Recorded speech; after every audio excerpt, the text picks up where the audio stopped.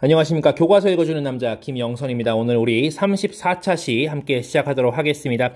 4대단원 대한민국의 발전, 3중단원 4.19 혁명과 민주화를 위한 노력, 2소단원 5.16 군사정병과 민주주의에 실현되겠습니다. 자, 우리 지난 시간에 그 장면 내각으로 우리가 얘기가 마쳤었죠. 여러 가지 각계각층의 요구들이 있었지만 결국 5.16 군사정변으로 그것이 그 요구들이 모두 입이 막아지는 그런 일이 있었다라고 귀띔하듯이 이제 얘기를 수업 시간에 했었는데, 자, 교과서는 우리가 261쪽부터 오늘 같이 볼 겁니다. 5.16 군사정변부터 민주주의가 실현을 맞이한 것까지 같이 보도록 하겠습니다. 오늘의 학습 목표는요, 5.16 군사정변 이후 이루어진 군부 독재와 이에 맞서 전개된 민주화 운동을 설명할 수 있다. 두 번째, 박정희 정권과 대외 관계를 설명할 수 있다라 되어 있습니다. 자, 여러분들, 5.16 군사정변은요, 여기 연표에서 보다시피 1961년에 있었고요. 박정희라는 인물이 당시에 대한민국 육군 소장으로서 일으켰던 그런 군사정변 되겠습니다. 5월 16일이었고요. 바로 대통령이 되지는 않습니다. 박정희가 바로 대통령 되지 않고요.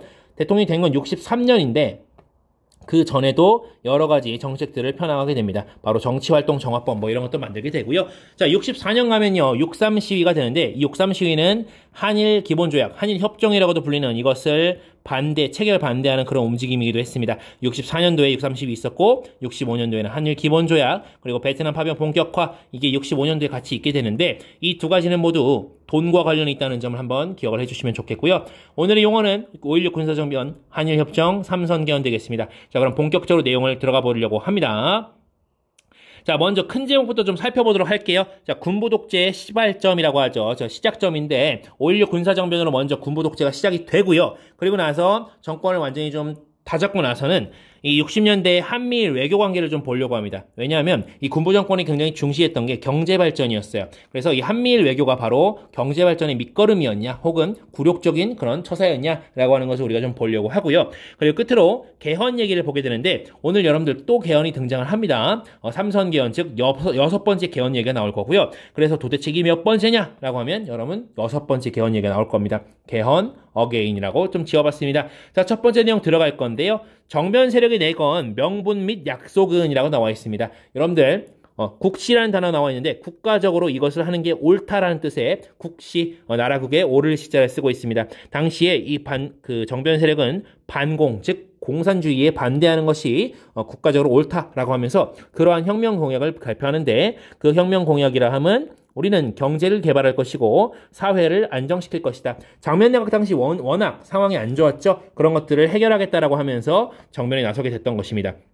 실제로 당시에 많은 지식인들이 혹은 많은 사람들이 정변을 지지하기도 했습니다. 자, 그리고 나서 심지어 이 정변 세력은요, 우리가 이 공약을 완수하면 민간의 정권을 이양하고 군대로 복귀하겠다라고 아주 멋있는 약속을 하게 됩니다. 자, 그래서 어떤 일들을 펼치게 되는지 좀 보도록 하겠습니다. 두 번째로 정변 세력이 실시한 정책과 그 한계는 하고 나와 있죠. 자, 보시면 기본적으로 여러분 아직 대통령이 된 게 아닙니다. 그래서 어떤 회의체를 통해서 정책들을 펴게 되는데, 그게 바로 국가 재건 최고회의가 되겠습니다.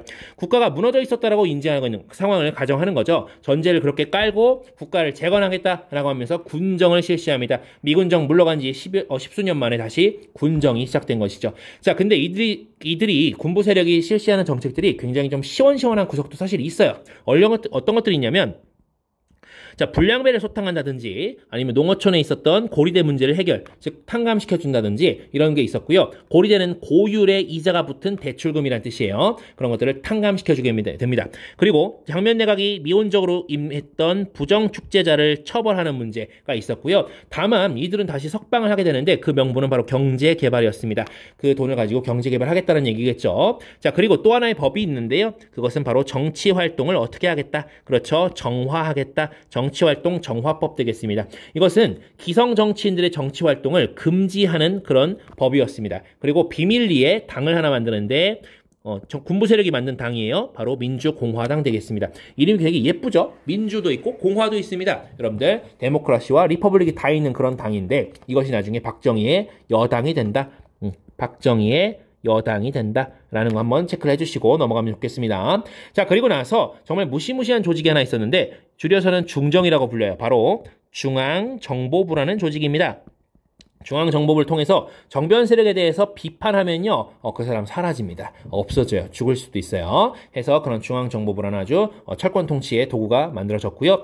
자, 이렇게 하고 나서 이 국가재건 최고회의 통해서 개헌이 이루어집니다. 해서요, 이 개헌은요, 이전에 있었던 3차 개헌이 있었죠. 그러니까 장면대가 나오게 되는 그 양원제, 내각제 그런 개헌을 모두 다시 되돌리게 됩니다. 그래서 대통령을 중심으로 다시 돌려놔요.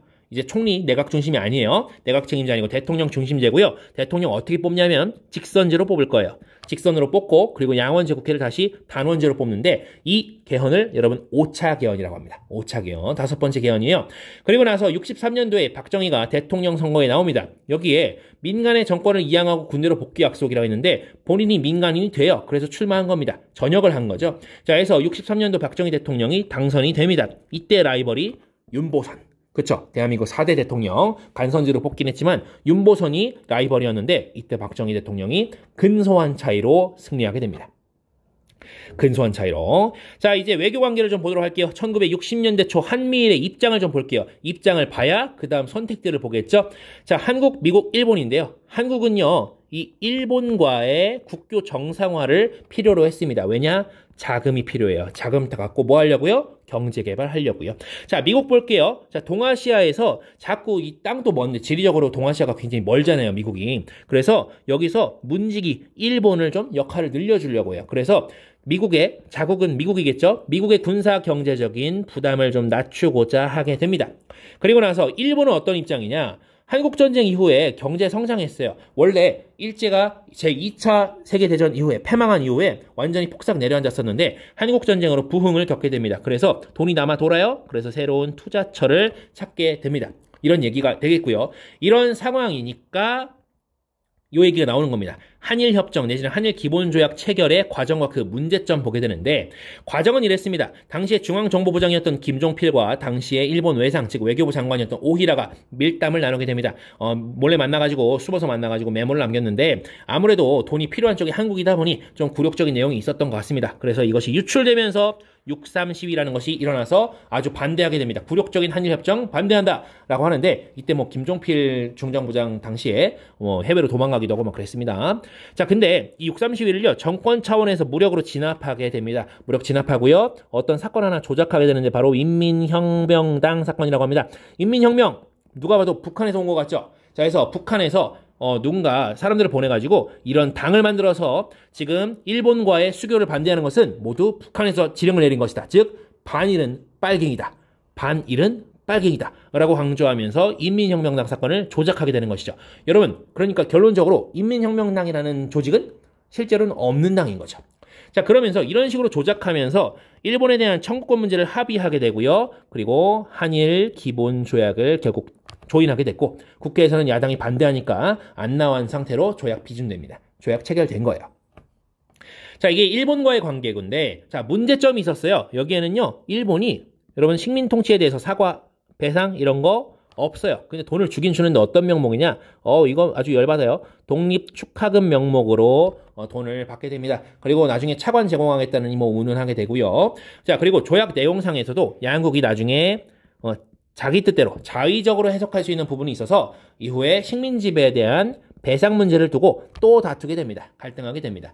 언제까지 이런 갈등이 있었냐면 지금도 그래요. 지금도 갈등입니다. 자, 이거는 일본과의 관계고요. 우리 미국과의 관계인데 다음은 근데 미국이 안 써있고 베트남 파병 얘기가 써있어요. 베트남이 당시에 전쟁 중이었고 미국이 거기에 깊숙이 관여하고 있었는데 한국을 끌어들인 거죠. 그래서 베트남 파병이 한국에 남긴 점을 좀 보려고 합니다. 자, 플러스 마이너스가 있어요. 자, 플러스 같은 경우는 자, 당시에 브라운 각서라는 게 있었어요. 이걸 통해서 베트남에 대한 한국의 수출을 늘려주고 그리고 미국이 좀 싸게 돈도 빌려줄게, 차관 제공해줄게 라고 하는 것이고요. 나중에 한국 너희가 만든 그 물건들 미국 시장에 진출할 때 관세 인하해줄게 하면서 진출 혜택을 주게 됩니다. 이게 브라운 각서에 따라서 이루어졌던 일이고요. 자, 그런데 당연히 전쟁에 사람들을 보냈으니까 군인이 희생됐겠죠. 상당히 많아요. 5천 명이면 엄청 많죠. 그리고 사람들 부상당한 경우도 있고요. 잎사귀를 말려 죽이는 고엽제에 맞아서 후유증을 겪는 사람들도 많았다는 겁니다. 그리고 베트남 민간인들의 희생이 많이 잇따르게 되고요. 전쟁이 계속 민간인들의 희생을 막고자 하지만 어쩔 수 없이 또 일어나게 되죠. 일부러 죽이는 경우도 있고. 자, 그리고 한국인 남성과 그 베트남인 여성 사이에서 나온 라이따이한 말하자면 혼혈인 건데 이들이 말하자면 한국군은 베트남 입장에서는 침략군이었기 때문에 침략군의 피가 섞인 그런 존재라 그래서 굉장히 천시하고 멸시하고 당했던 그런 아주 슬픈 역사가 있는 그런 용어입니다. 라이따이한 그 사람들을 가리키는 명칭이에요. 그 한국인 남성 그리고 베트남인 여성 사이에서 태어난 아이를 부르는 명칭입니다. 라이따이한. 자, 그리고 나서 이제 마지막 갈 건데요. 자, 뜬금없이 이제 개헌 얘기가 나와요. 근데 개헌 여건이 어떻게 마련되었는지부터 얘기를 해볼 건데요. 자, 67년에요. 여러분들 무려 몇 대냐면 6번째 대선에서요. 박정희가 재선하게 됩니다. 아까 63년도에 초선을 했죠. 초선이 된 거예요. 그리고 67년도에 4년째 중임제로 재선에 성공합니다. 근데 그 이후에 자신감을 얻은 박정희가 법령을 개정하는데 어떤 내용이냐면 높은 직위에 있는 고위 공무원이 선거운동이 가능해집니다. 그러니까 높은 자리에 있는 공무원이 자기 일 안 하고요. 지방 순회하면서 지방 돌아다니면서 각종 개발 공약을 홍보합니다. 총선 홍보를 나선 거예요. 그래서 이 여당이었던 어느 당이죠? 그렇죠. 민주공화당이 그야말로 엄청난 압승을 하게 되는데 어느 정도였냐? 자기네 당만으로 개헌이 가능한 의석수를 확보하게 됩니다. 엄청나게 커졌다는 얘기예요. 자, 개헌 여건 마련됐죠? 자, 그런데 여기에 더해서 개헌의 구실, 즉 계기가 필요해요. 그리고 그 내용이 뭐였는지 볼 건데요. 자, 때는 68년이었습니다. 자, 67년도에 6대 재선됐는데 68년도에 북한 특수부대가요. 청와대를 습격하는 어마어마한 사건이 벌어집니다. 청와대 습격당했고요. 그리고 그 바로 이틀 뒤인가에 푸에블로호라는 미국 배 하나가 통째로 북한의 납포, 즉 납치당하는 사건이 벌어집니다. 그리고 그해 11월에 울진 삼척 지역의 동해 지역입니다. 무장공비 한 120명 정도가 침투하는 그런 사건이 벌어집니다. 그러니까 북한에 대한 그 어떤 위기감이 커졌겠죠. 그러면서 국가 안보와 그리고 경제 개발 아직도 더 필요해라고 하면서 이 정부에서 삼선 개헌에 대한 필요성을 역설하기 시작합니다. 주장하는 거예요. 그러니까 야당이나 학생들은 민주화 투사 하는 사람들은 민주화 운동하는 사람들은 반대하겠죠. 그래서 이 1969년에요. 국회 별관에서 개헌안이 통과됩니다. 왜 본회의장은 안 되냐? 이것을 야당이 점거하거든요. 야당이 반대하느라고 이걸 점거하니까 나중에 그냥 별관에서 이것을 개헌을 통과시켜버린 거예요. 어떻게 가능했냐? 단독으로 개헌이 가능했으니까요. 민주공화당이. 그래서 이것을 6번째 개헌이고요.